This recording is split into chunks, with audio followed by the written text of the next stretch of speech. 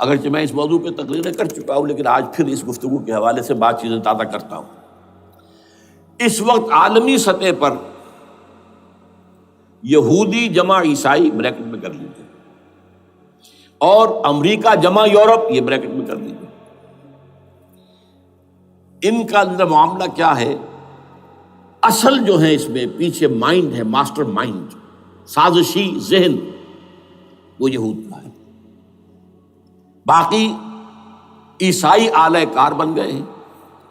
جو 100% آلہ کار ہے یہود کا وہ پروٹیسٹنٹس ہیں۔ پروٹیسٹنٹزم یہود ہی نے پیدا کرایا تھا، یہود ہی نے یورپ کے اندر سود کا رواج شروع کروایا، ورنہ سود حرام تھا وہاں پر بھی، یوزری بھی اور کمرشل انٹرسٹ بھی، دونوں حرام تھے، یہ یہودیوں نے کروایا۔ اور پھر پہلا بینک بنوایا ہے انگلستان کے اندر، بینک آف انگلینڈ، اور جو پوپ کے خلاف بغاوت کرائی تو پہلی بغاوت ہوئی انگلستان کے اندر، جو چرچ آف انگلینڈ علیحدہ ہو گیا پوپ سے، اور اسی کو یہودیوں نے قرار دیا یہ ہمارا ماڈرن اسرائیل ہے، یہ اسرائیل ہمیں دیا ہے گاڈ نے، یہ جو ہے برطانیہ۔ اس کے کچھ عرصے کے بعد یہی جو ہے ایکسوڈس ہوا ہے، اور وہ امریکہ میں جا کے آباد ہوئے۔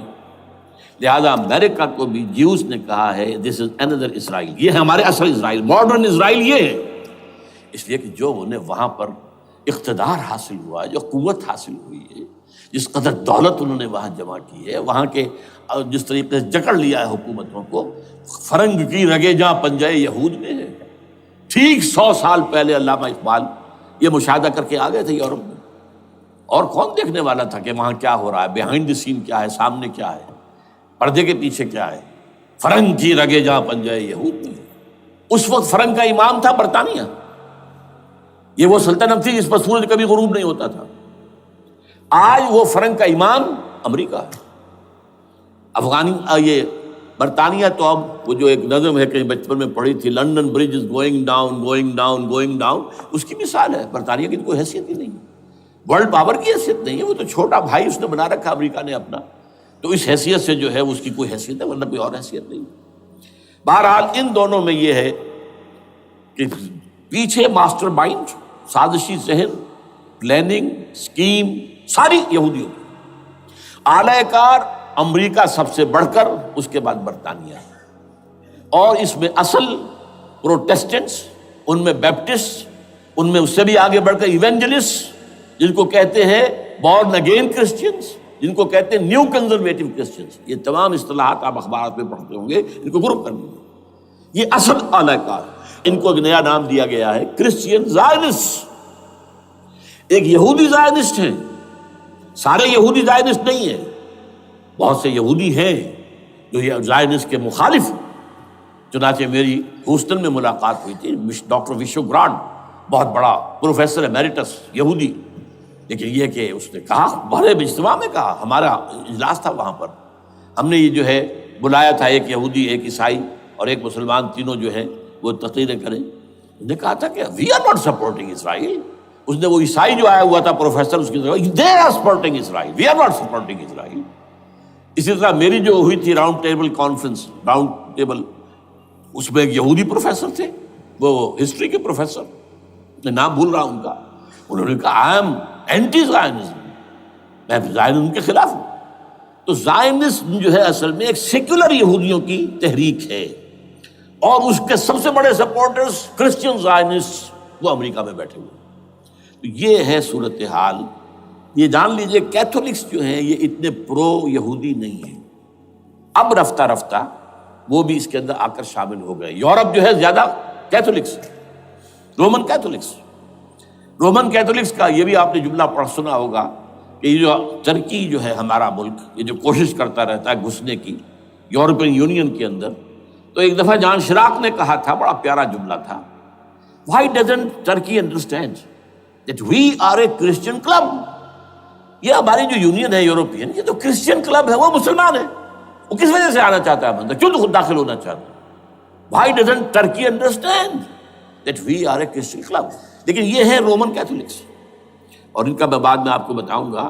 یہی آپ کو معلوم ہے کہ یورپ نے عام طور پر اسرائیل کا اتنا ساتھ نہیں دیا جتنا جو امریکہ دیتا رہا ہے، اور کسی درجے میں ان کے دلوں میں سافٹ کارنر جو ہے عرب فلسطینیوں کے لیے بھی رہا ہے، یہ معاملہ ایران کے بارے میں بھی رہا ہے۔ جس قدر اسٹرانگ ایکشن امریکہ لینا چاہتا ہے، یہ جو ہے اس کے ساتھ نہیں ہے۔ یہ ذرا سا فرق ہے، وہ میں اس کا ایک بنیاد بعد میں بتا دوں گا آپ کو۔ بہرحال ان کا ایک جو ایجنڈا ہے وہ دو، سمجھیے کہ دو اس کے نکات ہیں، دو رسیوں کے مانند یہ آپس میں بٹا ہوا ہے۔ پہلا، عالم اسلام کے مادی اور مالیاتی وسائل، خصوصاً تیل پر قبضہ، یہ ان کا دنیاوی اعتبار سے، دولت کے اعتبار سے، وسائل کے اعتبار سے اس وقت کا ایجنڈا ہے۔ ویسے تو اس سے اوپر وہ چاہتے ہیں پوری دنیا پر، وہ تو بعد کی بات ہے، لیکن ابھی نہ وہ روس کو چھیڑ رہے ہیں نہ چین کو چھیڑ رہے ہیں۔ چین تو ان کا سب سے بڑا جو ہے بزنس پارٹنر ہے، سب سے بڑا، اور چین کو رفتہ رفتہ وہ اپنی لائن پر لا رہے ہیں۔ اب تو صرف یہ کہ وہ ایک پارٹی گورنمنٹ وہاں رہ گئی ہے جو کہ کمیونزم کے دور کی یادگار ہے، باقی ان کی جو اکانومی ہے وہ تو آ چکی ہے اسی رخ کے اوپر جو یورپ کی ہے، مغرب کی ہے۔ نمبر دو ایجنڈا کیا ہے؟ دنیا میں کہیں بھی اسلام کے بحیثیت ایک نظام زندگی ظاہر ہونے کا کوئی موقع نہیں دینا۔ We have to nip the evil in the bud at any cost۔ یہ ان کے ایجنڈے کا دوسرا بڑا حصہ۔ یہ دو ہے انٹرٹوائنڈ، جیسے آپ لڑیوں کو بٹ دے کر رسی بناتے ہیں، ایسے یہ دو لڑیے ہیں۔ اسلام کا پولیٹیکل سوشو اکنامک سسٹم کہیں نہ آ جائے دنیا میں، ہو نہ جائے آشکارا شر پیغمبر کہیں، یہ ابلیس نے کنکلوڈ کیا ہے۔ وہ جو ابلیس کی مجلس شورا ہے، ہو نہ جائے آشکارا شر پیغمبر، کہیں ایسا نہ ہو کہ پیغمبر کی شریعت دنیا کے سامنے آ جائے، پیغمبر کا نظام آ جائے۔ الحذر، آئین پیغمبر سے 100 بار الحذر، حافظ ناموس زن، مرد آزما مرد آفری، یہ معاشرتی نظام ہو گیا۔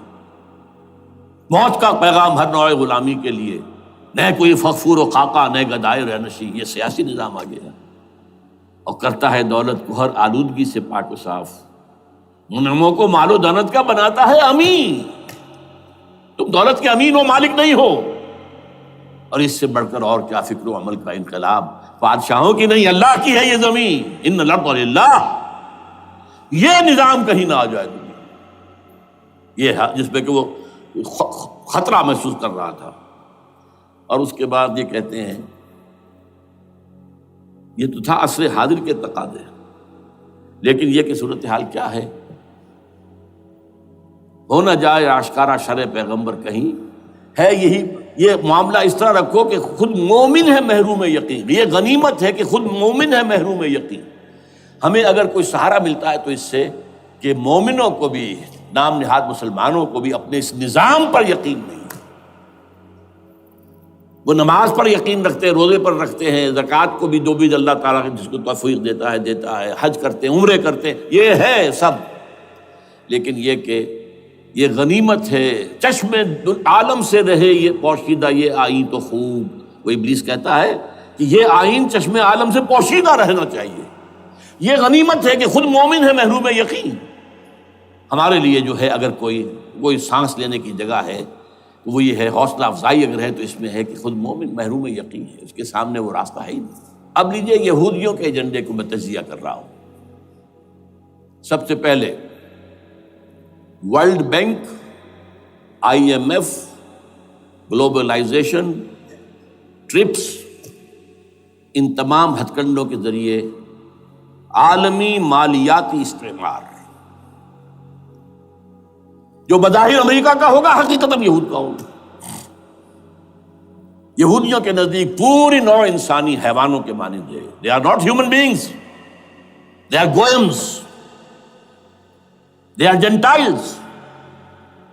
یہ انسانی شکل میں حیوان ہیں، اور جیسے حیوانوں کو ایکسپلائٹ کرنا، استعمال کرنا انسانوں کا حق ہے، گھوڑے کو آپ باندھتے رہے ہیں نا ٹانگے کے آگے، اور بیلوں سے آپ ہل جتواتے رہے ہیں، تو جیسے یہ حق ہے ایسے ہمارا حق ہے پوری دنیا کے جو ہے وسائل ان کو کھینچے۔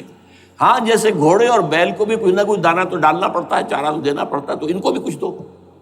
یہ پوری نوع انسانی ورکرز بن کر رہ جائے، حیوان بن جائیں، بالکل شہوت کے غلام بنا دو انہیں، اخلاقی اقدار کا بیڑا غرق کر دو، خاندانی نظام کو تہوبارہ کر دو۔ یہ باقاعدہ جو protocols of the elders of دی زائن تھے ان سب میں موجود ہے لکھا ہوا، جو 1897 میں انہوں نے پاس کیا اپنا پروگرام بیسل میں، سوئٹزرلینڈ کا ایک شہر ہے۔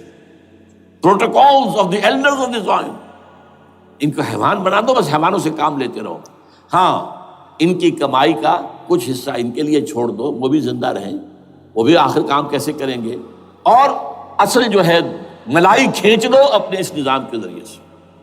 World bank, IMF، stock exchange, TRIPS, globalization, اس کے ذریعے سے عالمی مالیاتی استعمار۔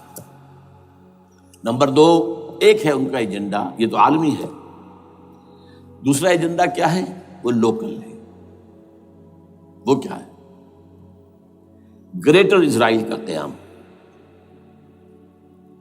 جس میں مصر کا سارا زرخیز علاقہ شامل ہوگا، جو ڈیلٹا کا علاقہ کہلاتا ہے اس کا، جہاں کے اس وقت کے بادشاہ نے، حضرت یوسف علیہ السلام کے زمانے کے بادشاہ نے، وہ فرعونہ کے خاندان میں سے نہیں تھا، وہ عرب تھا، عربوں ہی سے کسی وقت کوئی قوم آئی تھی جو کہ مصر پر قابض ہو گئی تھی، اس نے حضرت یوسف کے خاندان کو لا کے وہاں آباد کیا۔ بہترین جشن کا علاقہ کہلاتا ہے، بہترین۔ وہ کہتے ہیں ہمارا ہے، ہم رہے وہاں پر کئی سو برس تک رہے، عراق ہمارا ہے، وہاں ہمیں قید میں رکھا گیا، نبوکدنضر لے گیا تھا۔ عرب کا شمالی حصہ جو ہمارا ہے، وہاں خیبر میں یہودی قلعے تھے، اور وہاں مدینے کے اندر جو ہے 3 قبیلے یہودی تھے جنہیں محمد نے صلی اللہ علیہ وسلم وہاں سے نکال باہر کیا تھا۔ یہ جارڈن یہ ترکی کا بھی کچھ حصہ ہمارا ہے، باقی پورا لبنان اور پورا فلسطین، یہ سب اس کے اوپر بنے گا ایک greater Israel. This is there local agenda, اور اس کے لیے ضروری ہے ایک بہت بڑی جنگ، ایسے آسانی سے نہیں ہو جائے گا۔ آرمگیڈون، جس کو حضور نے فرمایا الملحمۃ العظمیٰ، الملحمۃ الکبریٰ، بہت بڑی جنگ، جس کی خوفناکی اور تباہ ناکی کا اندازہ اس سے کیجیے۔ حضور فرماتے ہیں کہ اگر ایک باپ کے 100 بیٹے یا ایک دادا کے 100 پوتے ہوں گے تو ان میں سے 99 ختم ہو جائیں گے، ایک بچے گا۔ اور ایک جگہ فرماتے ہیں اتنی اموات ہوں گی، اتنی لاشیں ہوں گی کہ ایک نفاست پسند پرندہ جو ہے، جو گندگی پہ نہیں اترنا چاہتا، ایک تو ہے یہ کوے، چیلیں، گدھ، وہ تو گندگی ہی کی تلاش میں ہے مردار کھانے کے لیے، وہ تو لاشوں کو نوچ رہے ہوں گے۔ وہ پرندہ جو ہے نفاست پسند پرندہ، وہ نہیں اتر سکے گا، اڑتا اڑتا چلا جائے گا، لیکن لاشوں کا سلسلہ ختم نہیں ہوگا، یہاں تک کہ تھک ہار کر لاشوں پر گر جائے گا۔ یہ دور نہیں ہے، اس لیے کہ اس پر متفق ہیں یہودی بھی اور عیسائی، پروٹسٹنٹس عیسائی اس کے اوپر پوری طرح متفق ہیں۔ آرمگیڈون، جسے آپ 3rd ورلڈ وار کہہ لیں، الملحمۃ العظمیٰ کہہ لیں، الملحمۃ الکبریٰ کہہ لیں حضور کے الفاظ میں، یہ آئے گی۔ اس کے نتیجے میں گریٹر اسرائیل بنے گا۔ نمبر 3، پھر بنے گا 3rd ٹیمپل، جو ٹائٹس نے گرا دیا تھا 70 میں، سن 70 عیسوی، جسے گرے ہوئے کتنا عرصہ ہو گیا؟ 2008، اندازہ کر لیجئے 1800 کتنے برس ہو چکے۔ وہ دوبارہ بنائیں گے 3rd ٹیمپل، اور اس کے لیے مسجد اقصیٰ کو گرائیں گے، اور ڈوم آف دی راک، قبۃ الصخرہ، وہاں لا کر پھر اس میں کنگ ڈیونز تھرون لا کے رکھا جائے گا۔ یہ بھی میرے علم میں پہلی مرتبہ اسی ٹرمپٹ کے اشارے سے آیا۔ وہ کیا ہے؟ حضرت داؤد کا، آج سے کتنے ہزار سال پہلے کی بات ہے، اندازہ کیجیے، 1000 قبل مسیح، اور یہ اب 2000 ہو گیا عیسوی، 3000 برس تو ہو گئے۔ وہ کیا تھا؟ ایک پتھر تھا جس پر بٹھا کر حضرت داؤد کی تاج پوشی کی گئی تھی، پھر اسی پر حضرت سلیمان کی تاج پوشی ہوئی، پھر اسی پر ان کے بادشاہ آتے رہے، تاج پوشی ہوتی گئی۔ ٹائٹس نے جب گرایا ہے سن 70 عیسوی میں، یروشلم کو برباد کیا، 1,33,000 یہودی ایک دن میں قتل کیے، ایک دن میں، باقی نکال دیا، بھاگ جاؤ یہاں سے۔ اس کو کہتے ہیں diaspora, that started in 70 AD، یہ منتشر ہو گئے، جس کا جہاز سنگھ سمایا چلا گیا، یورپ میں چلے گئے، شمالی افریقہ میں، مسلمان ملکوں میں، انڈیا میں آ گئے، ایران میں آ گئے، سب جگہ وہاں سے نکال دیے گئے، ڈایاسپورا۔ بہرحال وہاں سے وہ ٹائٹس وہ پتھر لے گیا، وہ روم میں لے گیا، روم سے کسی طرح وہ آئرلینڈ پہنچ گیا۔ آئرلینڈ پیور کیتھولک ملک ہے، آپ کو معلوم ہوگا، اور وہاں پر پروٹیسٹنٹس کی اور کیتھولکس کی جنگیں ہوتی رہتی ہیں۔ کبھی بھی شیعہ سنی مسلمانوں کی اس طور سے خانہ جنگی نہیں ہوئی ہے جیسے کہ وہاں ان دو عیسائیوں میں کیتھولکس اور پروٹیسٹنٹس میں ہوتی ہیں۔ وہ رومن کیتھولک ملک ہے بیچ میں۔ وہاں سے وہ انگلینڈ میں آیا، انگلینڈ میں جب آ گیا، بلکہ وہاں سے اسکاٹ لینڈ سے انگلینڈ میں پھر اس کو ایک کرسی کے اندر اس کی سیٹ کی حیثیت سے بنا کر ایک تھرون کی شکل دے دی گئی، اور وہ جو ویسٹ منسٹر ایبے ہے، برطانیہ کے پارلیمنٹ کے ساتھ جو چرچ ہے ویسٹ منسٹر ایبے، وہاں اس کو لا کے رکھ دیا گیا۔ اس وقت سے برطانیہ کے بادشاہوں اور ملکاؤں کی تاج پوشی وہاں ہوتی ہے۔ تو ایک یہ ہے کہ پھر اس کو لا کر وہاں رکھیں گے۔ اب یہاں سے اختلاف ہے، یہ نوٹ کر لیجیے، یہاں تک عیسائیوں کا یہودیوں کا ایجنڈا ایک، یہاں اختلاف ہے۔ یہودیوں کے نزدیک ان کا مسیح آئے گا اور وہ وہاں بیٹھ کر پوری دنیا پر راج کرے گا۔ وہ مسیح جس کی خبر دی گئی تھی شروع کی کتابوں میں، جو تورات کی ابتدائی کتابیں ہیں، وہ تو حضرت مسیح کی شکل میں آ گئے۔ دی پروفیسی واز فلفلڈ۔ یہودیوں نے نہیں مانا، انہیں تو قرار دیا جادوگر ہے، کافر ہے، مرتد ہے، ولد الزنا ہے، اور اپنے بس پڑتے سولی پر چڑھا دیا۔ وہ دوسری بات ہے، اللہ نے کیا کیا وہ ایک علیحدہ مسئلہ ہے۔ چنانچہ یہ کہ دی سچویشن از ویکنٹ، وہ مسیحا کی جگہ ابھی باقی ہے ان کی، and they are waiting for ہم۔ تو وہ آئے گا اور وہ یہاں اس تخت داؤد پر بیٹھ کر پوری دنیا پر حکومت کرے گا۔ عیسائیوں کا کہنا کیا ہے کہ در حقیقت حضرت مسیح نازل ہوں گے، سیکنڈ کمنگ آف جیسس، جس کو ہم بھی مانتے ہیں۔ اگرچہ ہوگا کیسے، حالات و واقعات کا کیا ہمارے نزدیک رنگ ہے وہ کچھ مختلف ہے، وہ میں اس کو بیان نہیں کر سکتا۔ حضرت مسیح علیہ السلام پھر اس تخت پر بیٹھیں گے ان کے عیسائیوں کے مطابق۔ چنانچہ پوپ جو مر گیا ہے، پال سیکنڈ، اس کو یہ ٹرمپٹ والے کہتے ہیں شیطان، اور ان کا کہنا یہ ہے کہ اس شیطان نے the old ancient holy Roman empire کو ریوائیو کیا ہے یونائٹڈ یورپ بنا کر، اور ان کا مقصد کیا ہے کہ یہ فلسطین میں ایک رومن کیتھولک حکومت قائم کرنا چاہتے ہیں۔ یہودی اپنی حکومت چاہتے جو ہے، اور وہ اپنی حکومت چاہتے ہیں۔ یہ ان کا کہنا ہے، یہ میں نہیں جانتا کہ اس میں کس حد تک ان ایک دوسرے پر الزام درست ہے۔ لیکن جیسے کہ آپ کو معلوم ہے کہ انڈونیشیا کے اندر بھی ہوا تھا، ایک جزیرے کو تقسیم کر دیا، ایک حصہ جو ہے اس کا وہ رومن کیتھولک ریاست بن گیا ہے۔ شاید نائجیریا میں بھی اس طرح کا معاملہ ہوا ہے کچھ تھوڑے علاقے کے اندر، وغیرہ وغیرہ۔ تو یہ ہے، لیکن بہرحال یہ ان کا۔ عیسائیوں کا معاملہ کیا ہے؟ میں نے جیسا کہ بتایا کہ یہ تو اس ایجنڈے کے اندر متفق ہے، اور عیسائی بھی ورلڈ ڈومینیشن، مالیاتی جو ہے استعمار، اس کے لیے کوشاں ہیں۔ لیکن ان کے نزدیک حضرت عیسیٰ ابن مریم آئیں گے علیہ الصلوۃ والسلام، اور وہ حکومت کریں گے۔ اس پورے ڈرامے کا اسکرپٹ پورا یہودیوں کا لکھا ہوا ہے، اور انہی کی سازش اس پورے ڈرامے کے پیچھے ہے۔ البتہ بظاہر اس ڈرامے کا بڑا کیریکٹر جس سے آپ ہیرو کہیں وہ امریکہ ہے، اور اس کے تابع یورپ بھی ہے۔ یہ ہے عالمی سطح پر معاملہ اس وقت۔ ویسے میری 2 کتابیں جو ہیں اس پر کتابچے ہیں، 4 سال پہلے میں نے اسی مقام پر 2 تقریریں کی تھی۔ ایک موجودہ عالمی حالات اور اسلام کا مستقبل، وہ دوسرا حصہ جو میں اس وقت نہیں چھیڑ رہا، ہوگا کیا اصل میں، جس میں یہ ہے کہ کہیں اسلامی ریاست قائم ہو، خلافت کا نظام قائم ہوگا کہاں ہوگا یہ میں نہیں کر رہا۔ حضرت مہدی کا ظہور ہوگا، وہ آئیں گے عرب کے اندر۔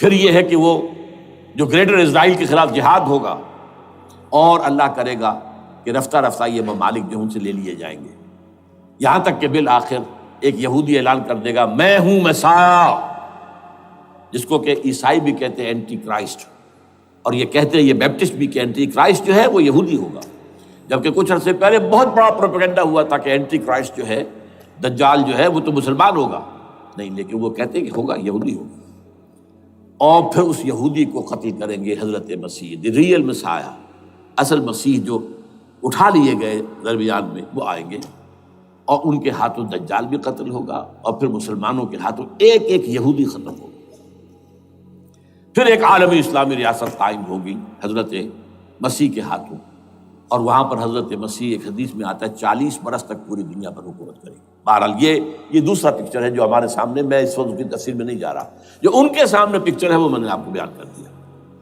اب اس میں تجزیہ کیجئے افغانستان پر حملے کا اصل سبب، جو میں نے دو بتایا نا، دو لڑیاں ہیں ان کے ایجنڈے کی، ایک اسلام کہیں ظاہر نہ ہو جائے، اسلام کا نظام ظاہر نہ ہو جائے، اور ایک مسلمانوں کے مالیاتی، خاص طور پر تیل کے وسائل پر قبضہ۔ اب افغانستان میں کیا ہوا ہے، یہ سارا معاملہ تھا اسلام کا راستہ روکنے کے لیے، کہ یہاں تو اسلام ایک شکل دکھا رہا ہے اپنی، اور اگر انہیں موقع مل گیا تو یہ تو ایک ایسی ویلفیئر اسٹیٹ قائم کر دیں گے، زکوٰۃ کا نظام قائم ہو جائے گا تو اعلیٰ ترین ویلفیئر اسٹیٹ قائم ہو جائے گی، اور اگر یہاں پر جو ہے یہ ساری سزائیں نافذ ہو گئی، معاشرہ کرائم فری ہو جائے گا، لوگوں میں محبت ہوگی، مساوات ہوگی، اور یہ کہ عام لوگوں کے لیے ویلفیئر ہوگا، اور یہ سامنے نظام آ گیا تو پھر ہمارا یہ نظام کیپٹلزم یہ کہاں رہے گا، اس کو تو منہ چھپانے کی جگہ نہیں ملے گی۔ لہذا افغانستان پر حملے کا اصل موٹیو یہ ہے۔ البتہ یہ ساتھ ہی یہ بھی تھا کہ افغانستان کے راستے سے سینٹرل ایشین سٹیٹس جو ہیں ان سے پائپ لائنیں لا کر، اور وہ پھر کہیں گوادر کے آس پاس سمندر تک لائے جائے، تاکہ ہم وہاں کے جو ہے ڈرین کر سکیں جو تیل اور گیس کے ذخائر ہیں سینٹرل ایشین سٹیٹس کے اندر، جو مسلمان سٹیٹس ہیں، تو اس کے لیے راستہ جو ہے وہ لینا چاہتے تھے افغانستان سے۔ اب وہ جہاں تک افغانستان کا تعلق ہے وہ تو ان کے قبضے میں ہے، جب چاہیں کر لیں۔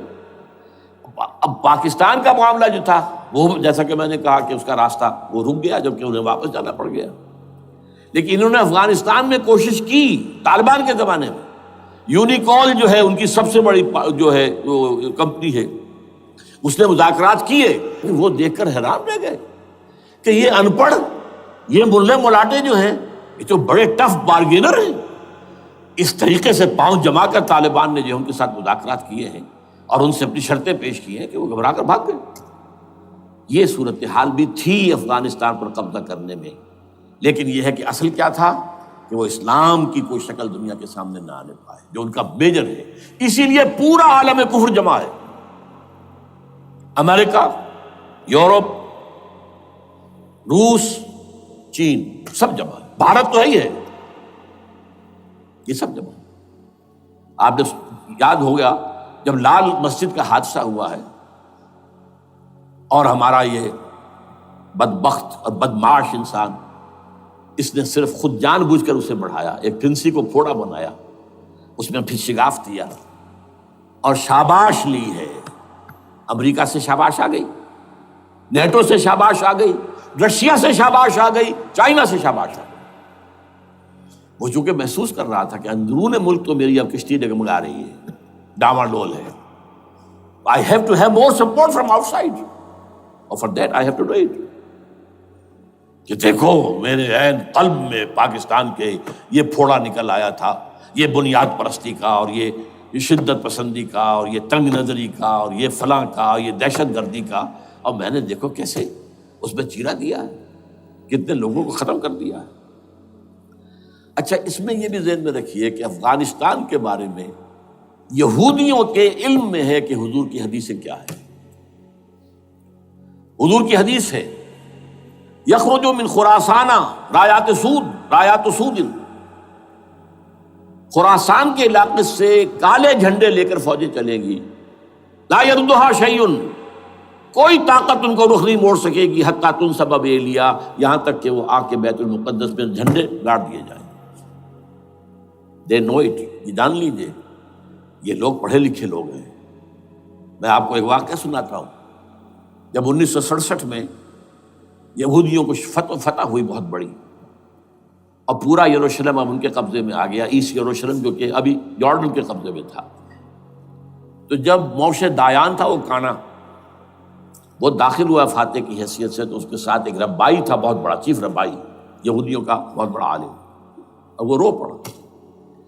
تھا تو فتح کا وقت، خوشی کا، رویا۔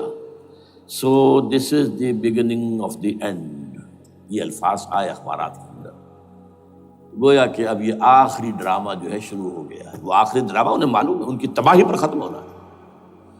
اس میں حضرت مسیح کے نزول کے بعد یہ ٹرمپٹ والا بھی لکھتا ہے کہ 80% یہودی قتل ہو جائیں گے، اور میں سمجھتا ہوں کہ 20% اگر صحیح ہے اس کی بات تو وہ ہوں گے جو اب حضرت مسیح پر ایمان لے آئیں گے، باقی 80% اپنے اس کفر پر اڑے رہیں گے اور قتل ہوں گے۔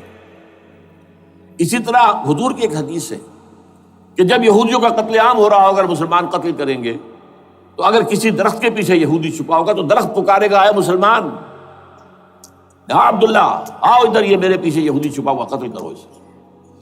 کسی پتھر کے پیچھے چھپے گا تو پتھر بولے گا سوائے ایک درخت غرقد کے، کہ غرقد یہودیوں کا درخت ہے، وہ پناہ دے گا۔ اور آج اسرائیل میں سب سے بڑی پلانٹیشن غرقد کی ہے، they know it۔ اسی لیے افغانستان، خراسان، یہ افغانستان کا ہارٹ ہے افغانستان۔ اور یہ بھی جان لیجئے ہمارا جو مالاکنڈ سے اوپر کا علاقہ ہے یہ بھی خراسان کا حصہ ہے، اولڈ خراسان، جیسے گریٹر خراسان کہا جاتا ہے ہسٹری میں۔ ایک میں نے ایرانی سے پوچھا تھا اس کے بارے میں تو اس نے کہا خراسان ہمارا ایک صوبہ ہے۔ میں نے کہا وہ تو مجھے معلوم ہے، جس کا دارالخلافہ مشہد ہے اور یہ ان کا مقدس شہر ہے، وہ تو اسے مکے کی طرح سمجھتے ہیں۔ بہرحال میں نے کہا میں پوچھ رہا ہوں پرانا خراسان بزرگ، تو خراسان بزرگ کا انہوں نے بتایا پورا افغانستان اس میں شامل، اور پھر یہ اسٹیٹس جو ہیں سینٹرل ایشین اسٹیٹس اور ایران کا ایک حصہ اور پاکستان کا ایک حصہ، یہ جو مالاکنڈ کہلاتا ہے۔ اور یہ بڑی معنی خیز بات ہے کہ وہیں مالاکنڈ سے تحریک چلی ہے جو اصل تحریک ہے طالبان پاکستان، وہ سوات سے چلی ہے۔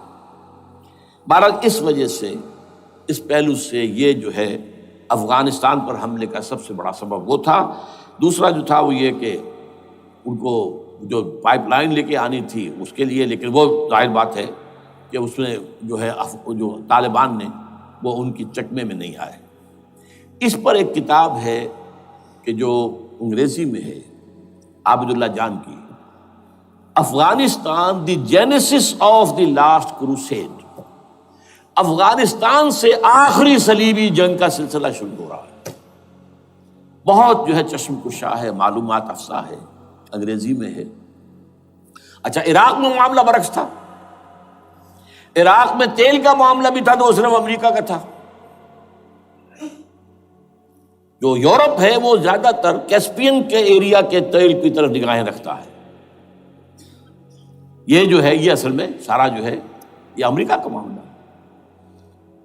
اور دوسری طرف یہ کہ یہاں کو مذہبی سلسلہ نہیں تھا، حالانکہ تھا، وہ یہودیوں کا تھا۔ وہ کیا تھا؟ Extension, first step towards the establishment of greater Israel. یہ بات اچھی طرح سمجھ لیجیے۔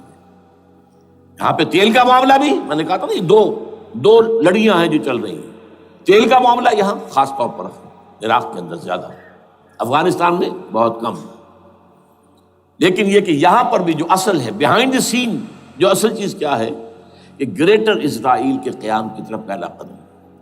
میں یاد دلاتا ہوں آپ کو، جب فرسٹ گلف وار ہوئی تھی جس میں عراق کا بھرکس نکال دیا گیا تھا، اس کے اختتام پر کہا تھا شوارز کرافٹ، جو ان کا کمانڈر ان چیف تھا الائٹ فورسز کا، اس نے صاف کہا تھا، مجھے آج تک ایک لفظ یاد ہے، we fought this war for the protection of اسرائیل۔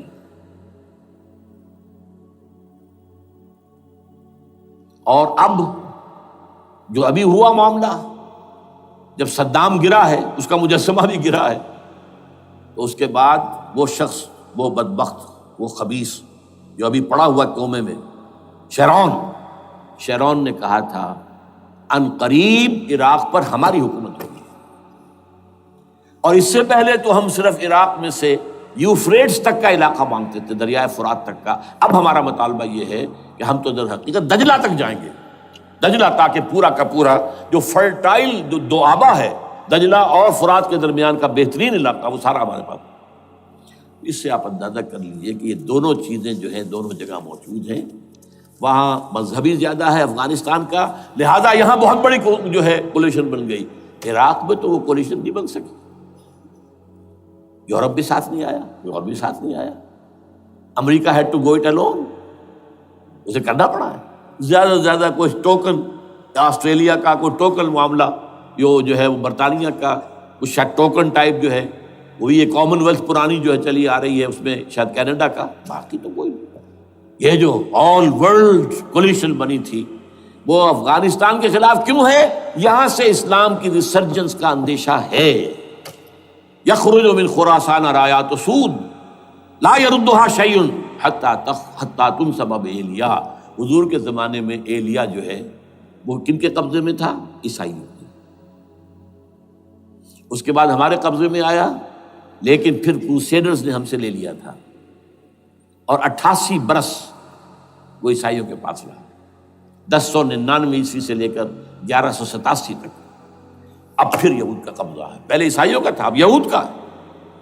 اب ان سے لینا واپس، پہلی مرتبہ بھی عرب نہیں لے سکے تھے، کھونے والے عرب تھے، واپس لینے والا کرد تھا، صلاح الدین ایوبی رحمۃ اللہ علیہ۔ اب بھی کھونے والے عرب ہیں، مصر اور شام اور اردن، تینوں کا مقابلہ کیا اس نے، اسرائیل نے، اور قبضہ کیا پورے ویسٹ بینک پر، گولان ہائٹس پر، سینائی پیننسولا پر، اور یہ کھو دیا ہم نے اپنے ہاتھ سے۔ اور اب بھی عربوں میں تو کوئی دم نہیں ہے، کوئی جان نہیں ہے، ان کو عیاشیوں نے، دولت مندی نے بالکل تباہ و برباد اور کھوکھلا کر کے رکھ دیا۔ بہرحال یہ جو چیزیں میں نے آپ کو بتائی ہیں، یہ تو وہ پلانز ہیں جو سب شیاطین جن و انس کے پروگرام ہیں۔ وہ جیسے کہ کبھی کہا تھا خمینی صاحب نے، شیطان بزرگ، دی گریٹسٹ شیطن، امریکہ، اصل میں امریکہ اور اس کے پیچھے حقیقت میں یہود، سامنے امریکہ پیچھے یہود۔ بالفعل کیا ہوگا یہ تو پھر اللہ ہی جانتا ہے کیا ہوگا۔ وَمَكَرُوا وَمَكَرَ اللَّهُ، کافر اپنی چالیں چلتے ہیں، اللہ اپنی چال چلتا ہے۔ اور سَنَسْتَدْرِجُهُم مِّنْ حَيْثُ لَا يَعْلَمُونَ وَأُمْلِي لَهُمْ إِنَّ كَيْدِي مَتِينٌ۔ اے نبی آپ گھبرائیں نہیں، ہم ان کافروں کو رفتہ رفتہ وہاں سے لے آئیں گے جہاں سے آپ کو بھی، جہاں انہیں احساس تک نہیں ہوگا کہ یہ تو گرفت میں آ رہے ہیں، ٹریپ ہو رہے ہیں، اور ابھی ذرا میں انہیں ڈھیل دے رہا ہوں۔ میں املی لہم ان قیدی متین، میری چال بہت مضبوط ہے۔ وہ اللہ کیا کرے گا وہ میں نے آپ کو بتایا، جھلک دکھا دی ہے۔ انشاءاللہ اسی علاقے میں پاکستان اور افغانستان، اور اس کا ہارٹ ہوگا یہ پشتونستان، سرحد اور مشرقی افغانستان مل کر پشتونستان، پشتون اسی مشرقی اس میں ہے، پاکستان کا مغربی صوبہ ہے، شمال مغربی سرحدی صوبہ، یہ ہارٹ، اور پھر پاکستان اور افغانستان، انشاءاللہ یہی ہوگا۔ اور پھر یہ کہ یہاں سے فوجیں جائیں گی جو حضرت مہدی کی حکومت جمائیں گی عرب کے اندر۔ عربوں میں جان نہیں ہے کہ وہ مہدی کی حکومت کو جما سکے۔ یخرج ناس من المشرق یؤتون للمہدی یعنی سلطان ہی، مشرق کی طرف کے کسی ملک سے فوجیں آئیں گی جو مہدی کی حکومت قائم کریں، عربوں میں دم نہیں۔ بہرحال ہوگا کیا وہ میں نے کہا کہ یہ تو اللہ کے ہاتھ میں ہے۔ اب یہ کہ کرنا کیا چاہیے، یہ ہے میری تقریر کا آخری حصہ۔ دیکھیے ذوالفقار مرزا نے جو کچھ کہا اور سید قائم علی شاہ نے، میں خوشائند سمجھتا ہوں کہ طالبانائزیشن اور ہے، اسلامائزیشن اور ہے، ٹھیک ہے، تیری آواز مکے اور مدینے۔ طالبانائزیشن کے اندر کچھ بغیر تعلیم یافتہ، کچھ جذباتی، اس طرح کے لوگ بھی ہیں جن میں انتہا پسندی بھی ہے، جیسے کہ میں پہلے بیان کر چکا، افغانستان میں ہوا ہے، افغانستان کے اندر بھی رفتہ رفتہ وہ اپنی چیزوں سے نکل رہے تھے، نکل جاتے ہیں، لیکن موقع نہیں دیا گیا، نپتی بٹ ختم کر دیا گیا۔ اسی طرح ہمارے سرحدی صوبے میں جیسا کہ میں بتایا 3 قوتیں برسرکار ہیں، who knows it، کون کیا کہ۔ لیکن بہرحال یہ کہ پہلی بات یہ، اسلام اور پاکستان لازم و ملزوم ہیں۔ یہاں اسلام آئے گا تو یہ ملک رہے گا، نہیں آئے گا تو ختم ہو جائے گا، اس میں کوئی شک نہیں۔ میری 2 کتابیں پڑھ لیجیے اگر اللہ توفیق دے، ہمت دے، اسلام اور پاکستان، یہ سن 67-68 کی تحریر ہے میری۔ جینیسس آف پاکستان کیا تھا، how Pakistan came into existence, پھر یہ کہ میں نے استحکام پاکستان کے نام سے سن 85 کے اندر کتاب لکھی ہے. یہ دونوں کتابیں پڑھی ہیں. پاکستان کا کوئی جواز نہیں اگر یہاں اسلام نہ آئے، اور واقعتاً ہم جواز کھو چکے ہیں. تو اللہ تعالیٰ ہمیں مہلت دے رہا ہے. لیکن اب یہ سمجھ لیجئے، یہ اللہ تعالیٰ کی طرف سے ایک خاص مہلت ہے، اور شاید آخری مہلت ہے جو ہمیں مل رہی ہے. یہاں اسلامائزیشن نہ ہوا تو یہ ملک نہیں رہے گا. میں یہاں آپ کو ایک شعر سنا دوں. ہے تو ایک ایسی شخصیت کا جو کچھ کنٹروورشل بھی ہو گئی، بعد میں بدنام بھی ہو گئی. ایک زمانے میں جماعت اسلامی کے بڑے مخلص کارکن تھے وہ، مولانا کوثر نیازی. انہوں نے ایک بڑا تلخ شعر کہا تھا، اسلام کو اگر تیری فضا راس نہ آئے، اے میرے وطن تجھ کو کوئی آگ لگائے. ہمیں اسلام چاہیے، اور اسلام نہیں آئے گا تو یہ ملک نہیں رہے گا. کوئی زرداری، کوئی نواز شریف اس ملک کی بقا کی ضمانت نہیں دے سکتا. اس کی بقا ہے اگر تو اسلامائزیشن نہیں ہے. 61 سال کی ہماری بے وفائی اللہ کے ساتھ کیے ہوئے وعدے کی، اس کا ایک عذاب ادنا ہم جھیل چکے ہیں. 71 یاد کی، سن 71 پاکستان 2 لخت، 93,000 مسلمان پاکستانی بھارت کی قید میں بھیڑوں بکریوں کی طرح ہانک کر لے جائے گئے، ٹرکوں میں بھر بھر کر، جیسے کہ ڈیرہ غازی خان سے بھیڑیں بکریاں آتی ہیں لاہور میں ذبح ہونے کے لیے. کنسنٹریشن کیمپس میں ہمارے ٹائیگر نامی جرنیل نے پیش کیا اپنا ریوالور. کتنے لوگ مارے گئے، کتنا فساد ہوا. مسلمان کے ہاتھوں مسلمانوں کا خون کتنا ہوا. یہ اللہ کا ایک خاص عذاب ہوتا ہے. میں نے وہ آیت آپ کو سنائی تھی، قل هو القادر على ان يبعث عليكم عذابا من فوقكم او من تحت ارجلكم. اے نبی سے کہہ دیجیے اللہ اس پر قدرت رکھتا ہے، جب چاہے تم پر کوئی عذاب اوپر سے بھیج دے، تمہاری زمین کے نیچے سے نکال دے. زلزلہ آیا تھا کہ نہیں؟ او یلبسکم شیعا، ایک تیسری شکل بھی ہے. نہ اللہ آسمان کو کوئی تکلیف دے، نہ زمین کو. زمین پھٹے گی تو آدمی جائے گا نا اندر، بلکہ تمہیں گروہوں میں تقسیم کر کے، او یلبسکم شیعا فیذیق بعضکم بعض بعض، تو ایک دوسرے کی قوت کا ایک دوسرے کو مزہ چکھائے. تم خود ایک دوسرے کے گلے کاٹو. ہمیں کسی اور قوم کو تکلیف دینے کی ضرورت نہیں ہوگی. یہ کام ہمارے ساتھ ہو چکا ہے 1971 میں. بہرحال اب اس کے بعد بھی تاخیر تو ہماری جو کی تو ہے. اب ہم اس جگہ پر پہنچ گیا کہ شاید اب عذاب الاکبر آنے والا ہے. وہ آیت بھی میں نے شروع میں پڑھی تھی، وَلَنُذِيقَنَّهُم مِّنَ الْعَذَابِ الْأَدْنَىٰ دُونَ الْعَذَابِ الْأَكْبَرِ لَعَلَّهُمْ يَرْجِعُونَ. چھوٹا عذاب آیا سن 71 میں پاکستان. بہرحال مغربی پاکستان تو برقرار رہا، اس کا نام بھی پاکستان رہا. اب شاید بڑا عذاب آ رہا ہو، بلکنائزیشن جس کے نقشے جو ہیں دنیا میں شائع کیے جا چکے ہیں.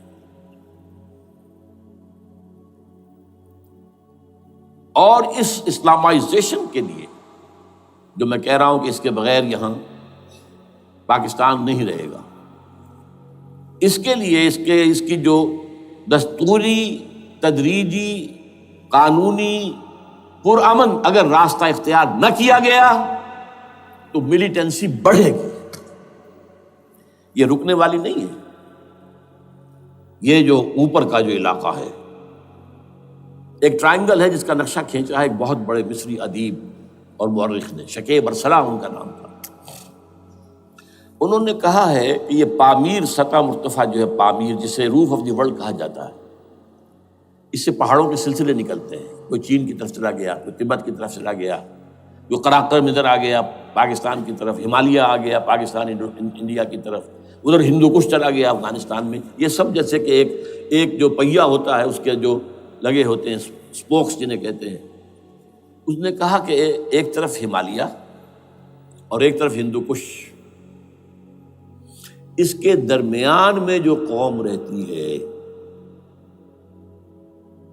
اب نوٹ کر لیجیے، یہ ہمالیہ کا اینڈ جو ہے مغربی، وہ کیا، یہ نتیا گلی وغیرہ اسی کا حصہ ہے. اس کے بعد ختم، دریائے سندھ بہ رہا ہے، لیکن اوپر جا کر وہ ٹرن دیتا ہے رائٹ کو، تو پھر اب وہ قراقرم اور ہمالیہ کے درمیان جاتا ہے. یہاں تک کہ انڈیا سے جو اس کا داخلے کا راستہ آ جاتا ہے. لیکن یہ جو ہے یہ درمیانی راستہ، یہ اصل میں ہندو کش ادھر اور ہمالیہ ادھر، اس کے درمیان جو قوم آباد ہے. اور اس ٹرائنگل کا بیس ہے مالاکنڈ کا پہاڑ، مالاکنڈ، ہمالیہ، ہندو کش. اس ٹرائنگل میں جو قوم آباد ہے، شکیب ارسلان کہتا ہے اگر پوری دنیا میں اسلام کی نبضیں ڈوب جائیں تب بھی یہاں کے لوگوں میں اسلام کی نبض چلتی رہے گی. یہ وہ علاقہ ہے جہاں سے پاکستان کے طالبان کا آغاز ہوا، جہاں سے پرامن تحریک چلی تھی، اس کا راستہ روک دیا گیا. اب وہ شدت پسندی پر آ گئے، اور یہ شدت پسندی بڑھے گی اگر آپ نے تشدد سے روکا. اگر امریکہ کے چمچے بنے رہے، اگر امریکی ایجنڈے ہی کو پورا کرتے رہے اور اپنے لوگوں کو مارتے رہے، تو جواب میں دریک چراغ حقیقت کو گل کیا تم نے تو موج دودھ سے صد آفتاب ابھریں گے. یہ اب جو آ رہے ہیں، کہاں سے آ رہے ہیں آپ کے یہ خودکش حملہ آور؟ یہ وہی ان لوگوں کے رشتہ دار ہیں نا جو امریکی بمبارڈمنٹ میں مارے گئے ہیں. کتنے ہیں جن کے بچے ختم ہو گئے، بیٹے مر گئے. یہ جو ہمارے ہاں ایک کمانڈوز کے کیمپ کے اوپر جو حملہ ہوا تھا اور خودکش بمبار، جس سے کہ شاید 18-19 بہترین آپ کے کمانڈوز ختم ہوئے تھے، وہ کون تھا؟ وہ خود کمانڈو تھا. اندر کوئی اور تو جا ہی نہیں سکتا تھا، یہ کمانڈوز کا کیمپ تھا اور اس کے میس میں لوگ کوئی جا سکے. وہ خود کمانڈو تھا. اس کی بیٹی لال مسجد کے اندر جلی تھی.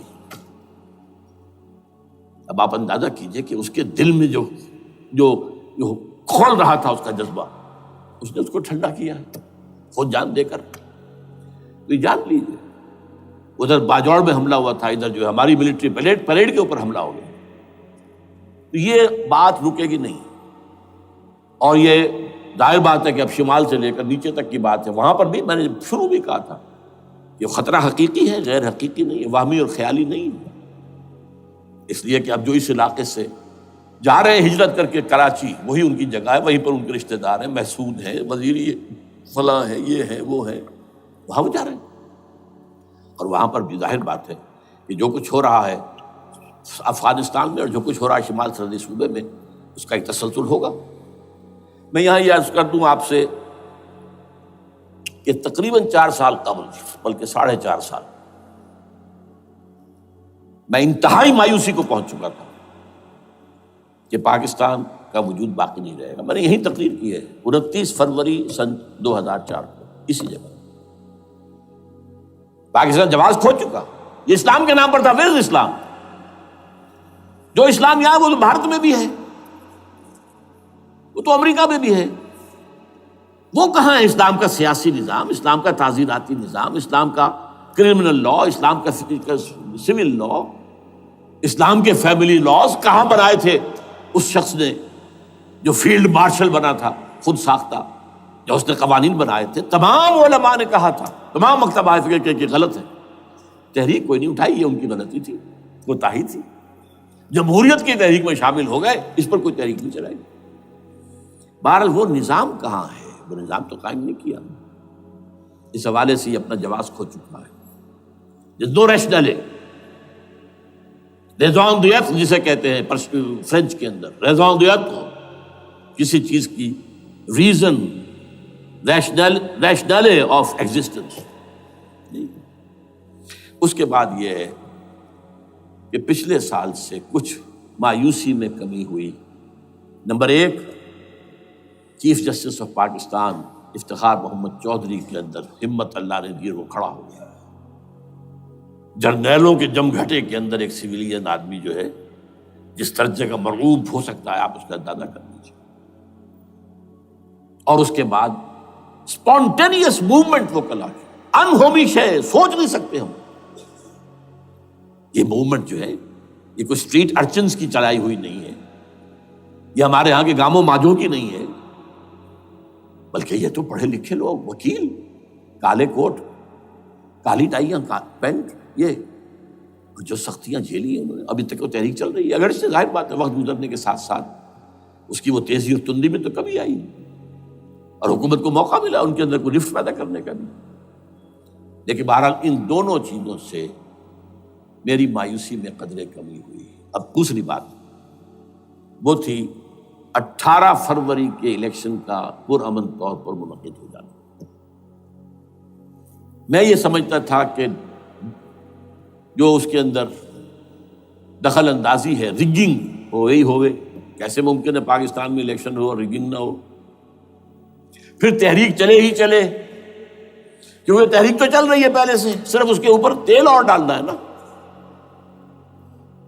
اور پھر بدامنی ہوئی ہو، اور پھر دونوں طرف گدھ بیٹھے ہوئے ہیں، the NATO forces in the west, Indian forces on the east, they will march into Pakistan، اور پاکستان کے ایٹمی دانت توڑ کر Pakistan will be put at the mercy of India، Bharat. Now do whatever you like۔ Condoleezza Rice کا میں آپ کو بیان سنا چکا ہوں، پاکستان کے مستقبل کا فیصلہ امریکہ اور بھارت بھی کرتا۔ بہرحال اب تیسری جو امید ہوئی ہے، یہ کل پرسوں میں جو ہوئی ہے، کولیشن جو ہے یہ ناکام ہوتی نظر آ رہی تھی، لیکن یہ کہ صدر کے مواخذے پر یا صدر کے خلاف جو ایک کارروائی ہو رہی ہے، اللہ کرے کہ وہ پوری ہو جائے، یا اس سے بھی بہتر ہے کہ وہ خود ہی استعفیٰ دے کر دفع ہو جائے۔ بہرحال یہ کہ اس سے بھی کچھ امید کا پہلو جو ہے پیدا ہوتا ہے۔ اب یہاں اسلامائزیشن کا پرامن، تدریجی اور اسلام کا دستوری اور قانونی طریقہ کیا ہے؟ وہ طریقہ کیا ہے؟ 1949 اور 50 میں جو عمل شروع ہوا تھا، جو اس کے بعد سے آج تک جو ہے ختم ہو گیا، اس کو اثر نو شروع کیا جائے۔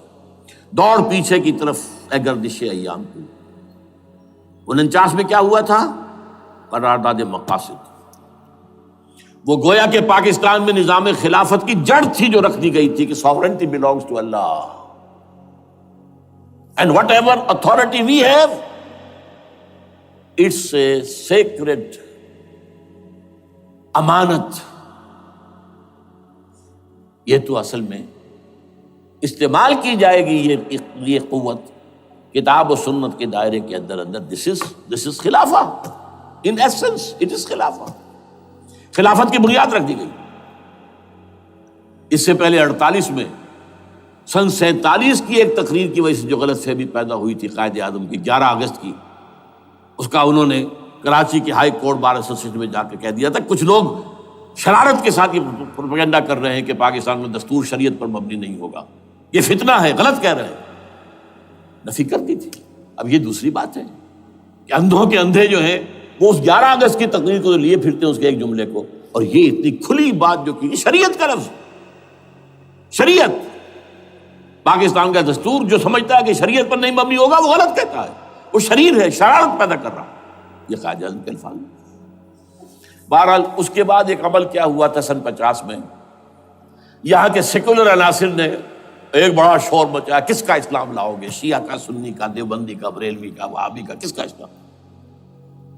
اللہ تعالیٰ غریق رحمت کرے ان بزرگوں کو، پاکستان کے تمام مذہبی مکاتب فکر کی ٹاپ کی قیادت جمع ہوئی کراچی میں، شیعہ بھی، اہل حدیث بھی، بریلوی بھی، دیوبندی بھی، 31 علماء، جماعت اسلامی بھی، مولانا مودودی بھی اس میں تھے۔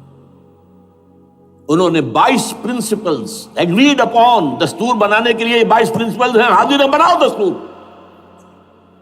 اب کوئی دلیل نہیں رہی، کوئی عذر نہیں رہا، تمام مکاتب فکر کے لوگ جمع۔ بعد میں ہوا کیا ہے، اس میں کس کا کتنا رول ہے، یہ بڑی درد بھری داستان ہے، میں اس وجہ کو چھیڑنا نہیں چاہتا۔ حاصل کیا ہے، وہاں سے ہمارا پروسیس ڈیریل ہوا، کچھ اپنوں کے کیے، کچھ بیرونی دباؤ کے تحت۔ قرارداد مقاصد کی سزا دی گئی لیاقت علی خان کو، تم نے پاس کرائی ہے۔ اسے ایسے قتل کیا گیا کہ سراغ تک نہیں ملا کہ کس نے قتل کیا۔ یہ ایسے تو نہیں ہوتا، اس میں پیچھے بڑے بڑے کریکٹرز، بڑے بڑے کردار۔ اب اس کے بعد وہ عمل کیسے شروع ہو؟ ضیاء الحق نے جو ایک ادارہ قائم کیا تھا فیڈرل شریعت کورٹ، اصولی اعتبار سے بہترین قدم تھا۔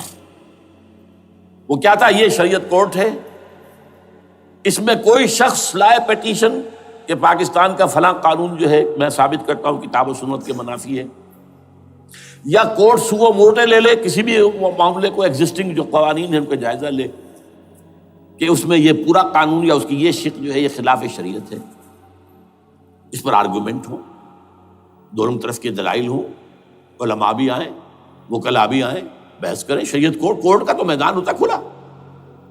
بالآخر اگر کورٹ فیصلہ دے دے کہ ہاں یہ ایگزسٹنگ قانون یا جو قانون قابل زیر غور ہے بننے جا رہا ہے یہ خلاف شریعت ہے یا جزوً شریعت کے خلاف ہے، تو وہ اسے کینسل کر دے گا اور کہہ دے گی کورٹ کہ اگر یہ مرکزی معاملہ ہے تو مرکزی حکومت، صوبائی معاملہ تو صوبائی حکومت، اتنی مدت میں 3 4 6 مہینے کے اندر اندر اس کی آلٹرنیٹ لیجسلیشن کر لیں، جیسے ہی مہلت ختم ہوگی یہ قانون ڈیفنکٹ ہو جائے گا۔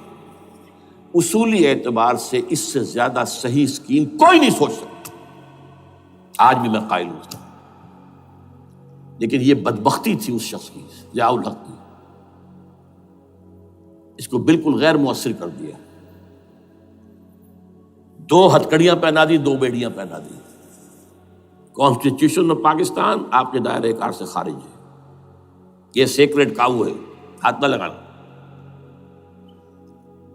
جو جوڈیشل پروسیجرل لاز ہیں، ضابطۂ دیوانی، ضابطۂ فوجداری، یہ بھی تمہارے دائرے سے خارج ہے۔ مالی معاملات 10 سال تک خارج، اور فیملی لاز مستقل خارج۔ انا للہ و انا الیہ راجعون۔ اب کرنے کا کام کیا ہے؟ نمبر 1، فیڈرل شریعت کورٹ کے دائرے پر جو تحدیدات ہیں، لیمیٹیشن ختم کی جائیں یکسر۔ نمبر 2، اس کا سٹیٹس کم سے کم ہائی کورٹ کے درجے کا ہونا چاہیے۔ نمبر 3، اس میں جید علماء کو لا کر بٹھایا جائے، ان کی میجورٹی ہونی چاہیے، وکلاء بھی ہوں، جدید تعلیم کے، جدید قانون کے جاننے والے، لیکن علماء بھی ہوں۔ اگر آپ جید علماء کو لے آئیں گے تو پھر وہ جو عام مولوی ہے بیچارہ، وہ جو پوری طرح نیم خواندہ ہے یا نیم تعلیم یافتہ ہے، یا ہمارا عام آدمی ہے جو طالبان کے انداز کے اندر وہ شدت پسندی پر آ گیا ہے، اسے یہ اندازہ نہیں ہے کہ دین میں اہمیت کس شے کی اول ہے، پھر دوسری کون سی، ثانوی شے کون سی ہے۔ اب اس کے بجائے علماء، جدید علماء، تمام جو ہے مسالک کے علماء اس میں شامل کیے جائیں۔ اس کے فیصلوں پر نظر ثانی کا کھلا موقع ہونا چاہیے، ایک دفعہ عدالت فیصلہ کر دے، نظر ثانی کا موقع ہونا چاہیے، اور کسی شہری کی طرف سے پیٹیشن آئے یا سو موٹو، وہ جائزہ لے اور ایک ایک کر کے قوانین جو ہے غلط ختم، ان کی جگہ پر لیجسلیشن پارلیمنٹ ہی کرے گی یا صوبائی اسمبلی کرے گی۔ کورٹ کا کام لیجسلیشن نہیں ہے، وہ یہ کہہ سکتا ہے کہ یہ بھائی یہ معاملہ جو ہے شریعت سے تجاوز کر گیا ہے، یا فلاں جو قانون تم بنانے چلے اس کی یہ شق جو ہے شریعت کے خلاف ہے، بس فیصلہ یہ دے گی۔ ظاہر بات ہے لیجسلیشن اس کا کام نہیں، لیجسلیشن جو کرے گی آپ کی نیشنل اسمبلی کرے گی، آپ کی صوبائی اسمبلی کرے گی، لیکن وہ اس کا متبادل قانون لے آئیں اور پہلا قانون ختم ہو جائے گا۔ اچھا، اس عرصے کے دوران جو کونسل آف اسلامک آئیڈیالوجی پر ارب روپیہ خرچ ہوا ہے، اس کی رپورٹوں کے انبار لگ گئے ہیں، کسی ایک سفارش کو بھی آج تک پارلیمنٹ میں پیش نہیں کیا گیا، اور اس میں جید علماء رہے ہیں اور تمام مکاتب فکر کے علماء رہے ہیں۔ ان کی رپورٹوں کو رفتہ رفتہ پارلیمنٹ کے سامنے لایا جائے اور ان کے ذریعے سے نئی قانون سازی کی جائے۔ اگر آپ یہ قانونی دستوری راستہ کھول دیں گے اور تجدیداً اس طریقے سے Islamization of laws of Pakistan ہو جائے، تو ظاہر بات ہے کہ پھر جو دہشت گرد ہیں، دہشت پسند ہیں، جن کو آپ خطرہ کہہ رہے ہیں، خطرہ، طالبان آنند، طالبان آ گئے، طالبان آ رہے ہیں، اب ڈرو اور بچو اور مقابلے کی تیاری کرو اور اسلحہ تیار کرو، اگر یہ کام کریں گے تو پھر ظاہر بات ہے کہ وہ تو فساد ہوگا، اور فساد کا نتیجہ کیا نکلے وہ اللہ ہی بہتر جانتا ہے۔ لیکن یہ پروسیس جو میں نے بیان کیا ہے، اگر اس پر عمل ہو جائے تو یہ وہ پروسیس ہے جسے جنرل حمید گل نے کہا تھا کہ اگر ایسا ہو جائے تو یہ سافٹ ریولوشن ہوگا، بغیر تشدد کے، بغیر کسی اور کے، اگر نیت ٹھیک ہے، اور اگر یہ واقعی جیسے قائم علی شاہ نے سمجھ لیا ہے اور جیسے کہ ذوالفقار مرزا نے سمجھ لیا ہے، اسلامائزیشن اگر اس کو سب سمجھ لے، زرداری بھی سمجھ لے اور نواز شریف بھی سمجھ لے اور سب سمجھ لے، تو ظاہر بات ہے کہ پھر کسی توڑ پھوڑ کے بغیر، کسی اور بدامنی کے بغیر، کسی تشدد کے بغیر اسلامائزیشن یہاں ہو جائے تو سب کے دل خوش ہو جائیں گے، اور یہ سارا جو بھی تشدد ہے، یہ دہشت گردی ہے، اس کے راستے بند ہو جائیں گے۔ اگر ایسا نہیں کرتے تو غیر تعلیم یافتہ یا نیم تعلیم یافتہ، جن کو کوئی پورا تصور نہیں ہے، نہ دنیا کے حالات کا علم ہے، نہ شریعت کے جو اصل مصادر اور منابع ہیں، اصل سورسز، ان تک رسائی ہے، بس کچھ چیزیں سن رکھی ہیں۔ یہ تو معلوم ہے انہیں کہ داڑھی رکھنی ہے، سنت ہے، لیکن یہ کہ یہ فرض تو نہیں ہے بھائی، پھر اس کی کوئی خاص مقدار تو معین نہیں ہے، یہ تو نہیں جانتے۔ ویڈیوز ہیں، آڈیوز ہیں، ان میں گانے ہیں، اس میں آپ کو معلوم ہے کہ عریانیت ہے، جو بھی ویڈیوز ہیں، اور وہ تو ان کو جلائیں گے ان کی دکانوں میں۔ آپ تعلیم دے رہے ہیں لڑکیوں کو، وہ جانتے ہیں جو تعلیم آپ دینا چاہتے ہیں، آپ تو ڈانس کی تعلیم کو بھی وہاں پر نافذ کر رہے ہیں۔ آپ نے تو تعلیم کا شعبہ ہی دے دیا اسماعیلیوں کے ہاتھ میں، لہذا ان کا تو رد عمل ہوگا، ہوئے۔ اس کا راستہ اگر روکنا ہے تو اس پروسیس سے جو میں نے بیان کر دیا ہے، جس کو میں بیان کر رہا ہوں نہ معلوم کب سے۔ نواز شریف صاحب، ان کے والد میاں محمد شریف صاحب مرحوم، اور شہباز شریف صاحب اور عباس شریف صاحب چاروں میرے پاس آئے تھے، 2 دفعہ آئے تھے، اور میں نے یہ ترمیمی بل پیش کیا تھا جس کے آئٹم میں نے آپ کو گنوا دیے۔ بہرحال نہیں کیا کچھ انہوں نے، لیکن یہ کہ اگر یہ نہیں کریں گے تو یہ کہ دوسری طرف یہ سمجھ لیجئے اس وقت پاکستان کے دینی مدرسوں میں شدید تحریک چل رہی ہے۔ لال مسجد یہ ایک سمبل بن چکا ہے، یہ ایک علامت ہے، اور یہ ملیٹنسی کی طرف بہت بڑی تعداد میں، خاص طور پر جو طالب علم ہیں عربی مدارس کے، طالبان کی سورس یہی تو ہے نا، یہی تھے جن سے کہ افغانستان میں طالبان ابھرے تھے اور یہیں سے پاکستان کو ابھر رہے ہیں۔ ان کے اندر شدید لہر ہے، اور کوئی بہت بڑا فساد ہو گیا اگر خدا نہ خواستہ تو that will be the end of Pakistan. اس سے بچنا ہے تو وہ راستہ اختیار کریں جو میں نے بیان کر دیا ہے، جو میں سال سے بیان کر رہا ہوں۔ دستور کا ترمیمی بل بنا کر دیا ہے، اسے عام بھی کیا ہے۔ البتہ اس عرصے میں ظاہر بات ہے کہ ہم کیا کریں گے، ہمارا کوئی پروگرام کسی ملیٹنسی کی طرف جانے کا نہیں ہے، اور ہم اسے مفید نہیں سمجھتے بلکہ مضر سمجھتے، یہ کاؤنٹر پروڈکٹیو ہے۔ ہمارے سامنے پروگرام کیا ہے؟ سے نکاتی پروگرام، بڑے پیمانے پر دعوت ایمان بذریعہ قرآن، نمبر 1۔ میری تمام سرگزشت کھوئے ہوئوں کو جستجو، میری سرگزشت جو ہے 50 سال سے اسی میں ہے، قرآن کا پڑھنا، پڑھانا، سیکھنا، سکھانا، عام کرنا، اور الحمدللہ ایک بڑی ٹیم تیار کر دی ہے میں نے اللہ کے فضل سے، جو یہ کام کر رہی ہے۔ دعوت ایمان بذریعہ قرآن، اور جو ایمان واقعتاً لے آئیں، جس کا ثبوت ہوگا شریعت پر عمل، جس چیز پر عمل کیا جا سکتا اور نہیں کرتے تو آپ مجرم۔ ہاں ظاہر بات ہے اس سے ایک حصہ ایسا ہے جس پر آپ عمل نہیں کر سکتے جب تک کہ نظام نہ بدل جائے۔ چور کا ہاتھ میں نہیں کاٹ سکتا، آپ نہیں کاٹ سکتے، لیکن جتنے پر عمل ممکن ہے اس پر عمل۔ ایسے لوگوں کو آرگنائز کیا جائے، بیعت کا نظام، مسنون نظام، قرآن میں معصور، مسنون، منصوص، یہ سارا نظام اس کی بنیاد۔ ایک آدمی کا، وہ آدمی کہے کہ بڑھو تو بڑھو، وہ کہے کہ رک جاؤ تو رک جاؤ۔ نمبر 3، ان لوگوں کا تزکیہ، اور میں بتا چکا ہوں تزکیہ اور تربیت۔ تزکیہ کس بات کی؟ کوئی امنگ، کوئی ولولہ، کوئی مقصد، کوئی تمنا دل میں نہ رہے سوائے اللہ کی رضا کی۔ حکومت مطلوب نہ ہو، اقتدار مطلوب نہ ہو، مال و دولت مطلوب نہ ہو، اللہ کی رضا اور آخرت کی فلاح۔ ہر تمنا دل سے رخصت ہو گئی، حضرت مجذوب کا مصرع۔ اب تو آ جا، اب تو خلوت ہو گئی، اے اللہ تو آ جا میرے دل میں، میرے دل سے ہر تمنا نکل چکی ہے، خلوت ہے۔ اور تربیت کس کی؟ کہ تیاری ہو جائے اس بات کی کہ تن من دھن سب لگا دیں گے، جان بھی دے دیں گے جب موقع آئے۔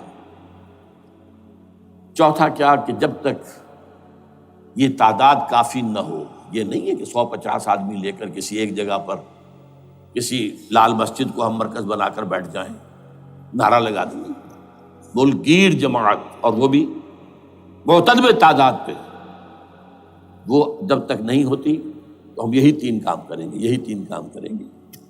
دعوت ایمان بذریعہ قرآن، تنظیم بذریعہ بیعت، مسنون بیعت، تزکیہ اور تربیت کرتے رہیں گے.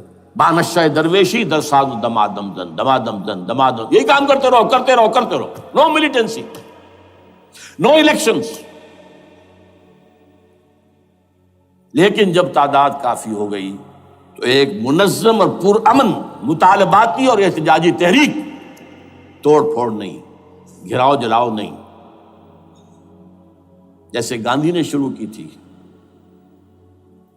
نمک بناؤ تحریک، سول ڈس اوبیڈینس. لیکن کسی نے کوئی توڑ پھوڑ نہیں کی تھی. اپنے سر ان کے پھوٹے ہیں بڑے سے بڑے لیڈروں کے، مولانا ابوالکلام آزاد اور پنڈت جواہر لال نہرو کے سر پھٹے ہیں. ہزارہ لوگ جیلوں میں گئے ہیں، انہوں نے کسی کو کچھ نہیں کہا. کسی کا نقشہ ایرانیوں نے دکھایا، 20,000 سے لے کر 30,000 تک جانیں دے دی، ہتھیار نہیں اٹھائے. اس لیے کہ ہتھیار بھی استعمال کرو گے تو اوپر جو حکومتیں ہیں ان کے پاس تو بے تحاشا فوج ہے، ان کے پاس ٹینک ہے، ان کے پاس ہوائی جہاز ہیں، ہیلی کاپٹرز ہیں، گن شپ ہیلی کاپٹرز ہیں. کیا نہیں ہے. پرامن منظم مطالباتی اور احتجاجی تحریک. اللہ کرے کہ ہمیں اس کے لیے جو مہلت درکار ہے وہ مل جائے. ہمیں معلوم نہیں کہ کہیں وہ مہلت ختم ہی نہ ہو رہی ہو. لیکن اگر ہم آخری سانس تک اس کام میں لگے رہیں گے تو انشاءاللہ اللہ تعالیٰ کے ہاں ہم معذور قرار پائیں گے. اللہ تعالیٰ جو ہے ہمیں درگزر ہم سے فرمائے گا کہ جو کچھ میں کر سکتا تھا اللہ میں کرتا رہا، آخری دم تک کرتا رہا. اگر یہ ہے تو اپنی تو کامیابی ہے، باقی کیا ہوتا ہے ملک کا میں کچھ نہیں کہہ سکتا، اللہ بہتر جانتا. اقول قولی ھذا واستغفر اللہ لی ولکم ولسائر المسلمین والمسلمات.